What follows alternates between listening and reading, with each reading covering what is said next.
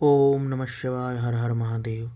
ऋषियों ने वायु देवता से कहा, हे वायुदेव प्रभु, जब शिवजी ने माँ पार्वती से कहा था कि संपूर्ण विश्व अग्नि और सोमात्मक है और वाघ और उसका अर्थ स्वरूप है, वाघ अर्थात्मक है, ऐश्वर्य का सार आज्ञा है और तुम आज्ञा हो, इस विषय को हम पूरी तरह विस्तृत रूप से समझना चाहते हैं।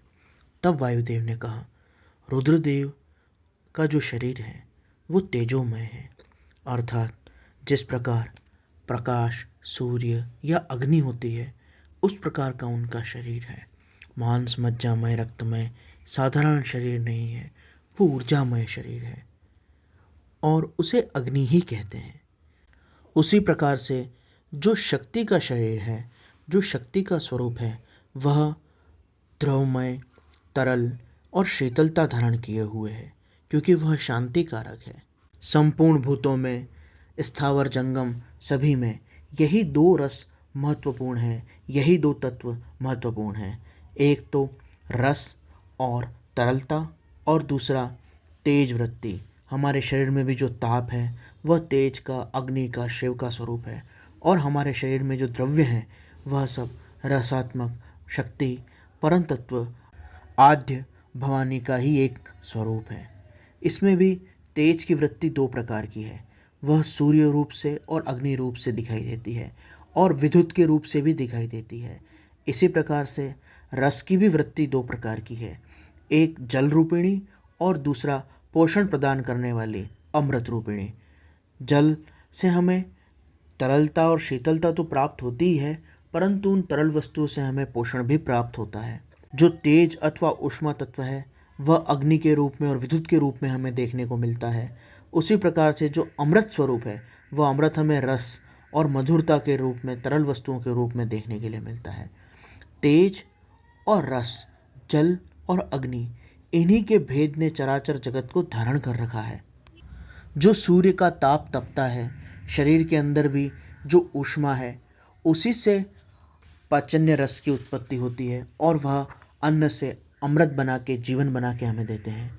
उसी प्रकार से जो संपूर्ण सृष्टि के अंदर सूर्य का ताप तपता है उसी से जल बरसता है और अमृत स्वरूप उस जल से अन्न होता है।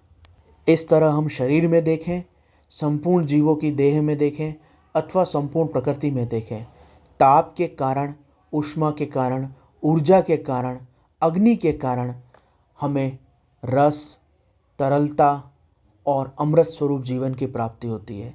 सूर्य जब तपता है तो हमें वर्षा प्राप्त होती है, जो अमृत स्वरूप जीवों को, वनस्पतियों को बढ़ाने वाली होती है।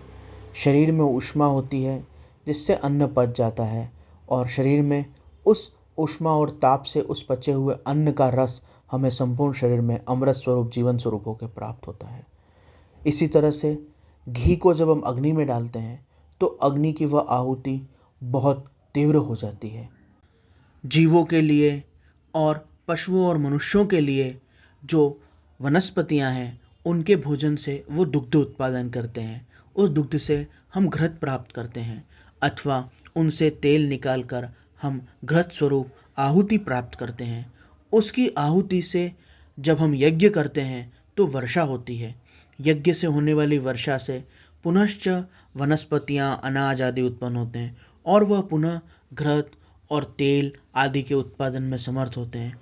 इस प्रकार अग्नि रूपी यज्ञ से वर्षा का होना और वर्षा रूपी अमृत से वनस्पति होकर और पुनः यज्ञ के लिए घृत आदि को उपलब्ध होना, यह संपूर्ण जगत अग्नि और सोमात्मक स्वरूप से टिका हुआ है, यानी तेज और ऊष्मा एवं जल एवं तरलता एवं अमृत स्वरूप, सोम स्वरूप से मिश्रित रूप से टिका हुआ है।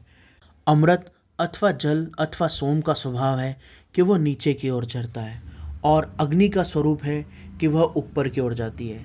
इसलिए अग्नि तत्व नीचे उपस्थित है और वह ऊपर की ओर बढ़ता है और जल तत्व, तरल तत्व, शक्ति तत्व ऊपर की ओर स्थित है और वो झरते हुए नीचे की ओर आता है। इन्हीं दोनों तत्व, अग्नि और सोम ने, तेज और जल ने संपूर्ण जगत को टिकाए रखा है। तेज और जल, तरलता और उष्णता, इन्हीं ने संपूर्ण जगत की स्थिति को धारण कर रखा है। जल स्वरूप सोमात्मक अमृतमय तत्व ऊपर से झर के नीचे आधार शक्ति पे आता है और आधार शक्ति पर ही स्थित अग्नि ऊपर की ओर बढ़ती है। इस प्रकार यहाँ चारों ओर सर्वत्र ऊपर से नीचे तक केवल शिव और शक्ति ने ही सब कुछ व्याप्त कर रखा है, अथवा कहें तेज और सोमत्व ने ही सब कुछ धारण कर रखा है, अथवा कहें उष्मा और तरलता ने ही सब कुछ धारण कर रखा है। किसी भी जलाई हुई वस्तु का जो भस्म स्वरूप हो जाता है वह अग्नि का स्वभाव है। अग्नि किसी भी चीज़ को भस्म कर देती है, परंतु वर्षा द्वारा और जल द्वारा वही भस्म पुनः पोषक तत्व के रूप में जीवन उपयोगी बन जाती है। अगर कोई साधक जिसने इन तत्वों को समझ लिया है, इनमें एकाकारता, समाधि और धारणा सिद्ध कर ली है, तो वो किसी भी भस्म को पूरी तरह से शक्ति द्वारा आप्लावित करके मृत्यु पर भी विजय प्राप्त कर सकता है। शिव अग्नि के साथ शक्ति में अमृत का स्पर्श होने से अमृत आप्लावन जिसने प्राप्त कर लिया है उसकी कैसे मृत्यु हो सकती है। अर्थात जिसने शरीरस्थ तेज और शरीरस्थ जीवन को एक साथ नियंत्रित कर लिया है, वह उनके स्वरूप को ठीक ठीक जानता है, फिर वह मुक्त हो जाता है। जो अग्नि सोमात्मक इस जगत को समझ लेता है वह इस जगत को जीते जी त्याग कर और फिर कभी जन्म नहीं लेता।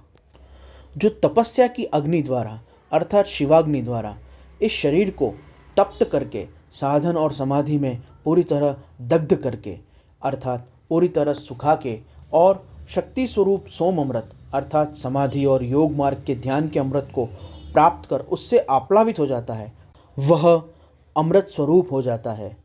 इस अभिप्राय को धारण में करके भगवान शिव ने इस संपूर्ण जगत को अग्नि सोमात्मक कहा था, अथवा तेज और जल से निर्मित कहा था, अथवा तरलता और ऊष्मा के संयोजन से चारों ओर आप्लावित होना, भरे हुए होना कहा था कि संपूर्ण जगत अग्नि सोमात्मक या शिव शक्त्यात्मक स्वरूप में ही उपस्थित है, ऐसा उन्होंने कहा था। संपूर्ण जगत वाणी और उसके अर्थ स्वरूप है। भगवान शिव द्वारा कहे गए इस शास्त्र वचन का व्याख्या और विस्तृत स्वरूप हम अगले अध्याय में अध्ययन करेंगे।